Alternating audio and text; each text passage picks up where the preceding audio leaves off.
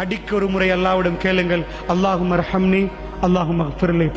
அல்லாஹ்விடம் ரஹ்மத்தை கேளுங்கள், அல்லாஹ்வுடைய மன்னிப்பை கேளுங்கள். ரசூலுல்லாஹ் கடைசியாக கேட்ட துவா அதைத்தான் ஆயிஷா ரலியல்லாஹு சொன்னார்கள். என்னுடைய மடியில் ரசூலுல்லாஹ் துவாவை நான் குல்லு சூறாக்களை ஓதிக்கொண்டு ரசூலுல்லாஹ்வுடைய கையை எடுத்து தடாவிக்கொண்டே இருந்தேன். கடைசி நிமிடங்களில் ரசூலுல்லாஹ் என்னுடைய கையை தட்டினார்கள். நிப்பாட்டுங்கள் என்று சொன்னது போன்றிருந்தது. ரசூலுல்லாஹ் என்னை தடுத்தார்கள்.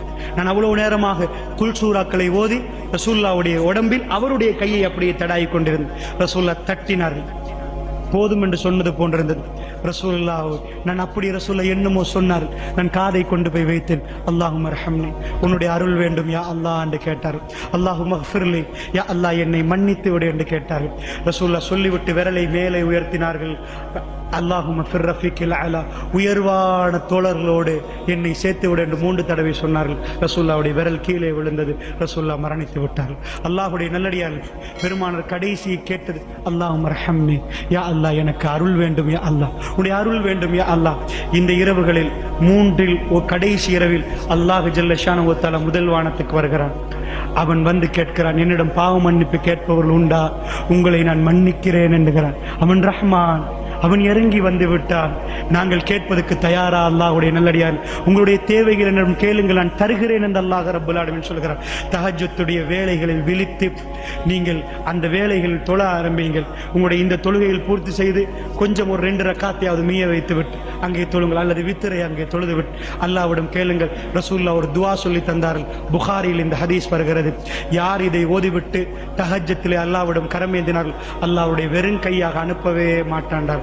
லா இலாஹ இல்லல்லாஹு வஹ்தஹு லா ஷரீக லஹு லஹுல் முல்கு வ லஹுல் ஹம்து வ ஹுவ அலா குல்லி ஷைஇன் கதீர் வல்ஹம்துலில்லாஹி வ சுப்ஹானல்லாஹி வ லா இலாஹ இல்லல்லாஹு வல்லாஹு அக்பர் வ லா ஹவ்ல வ லா குவத்த இல்லா பில்லாஹ் என்று யார் தஹஜ்ஜத்திலே எழும்பி 2 ரக்காத்துகள் தொழுதுவிட்டு அல்லாஹ்விடம் கையேந்தினார்கள், அல்லாஹ் மீது ஆணையாக அவரை வெறும் கையோடு அல்லாஹ் அனுப்ப மாட்டான் என்றார்கள் ரசூலுல்லாஹி ஸல்லல்லாஹு அலைஹி வஸல்லம். அல்லாஹ்வுடைய நல்லடியார்களே, அல்லாஹ் ரப்புல் ஆலமீன் முதல் வானத்துக்கு இறங்கி என்னுடைய அடிமைகளே நீங்கள் பாவ மன்னிப்பில் ஈடுபடுகிறீர்களா என்று கேட்கிறான் என்றால் அந்த மன்னிப்பில் ஈடுபடுவதற்கு நாங்கள் தயாரா?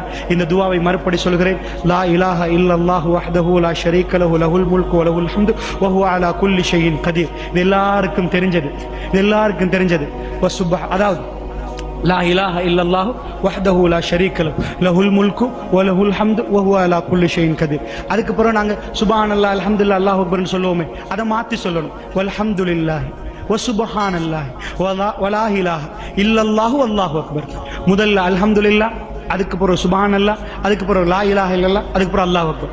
வல்ஹம்துலில்லாஹ் வசுபஹானல்லாஹ் வலா இலாஹ இல்லல்லாஹு வல்லாஹு அக்பர் வலா ஹவ்ல வலா குவத்த இல்லா பில்லாஹ்.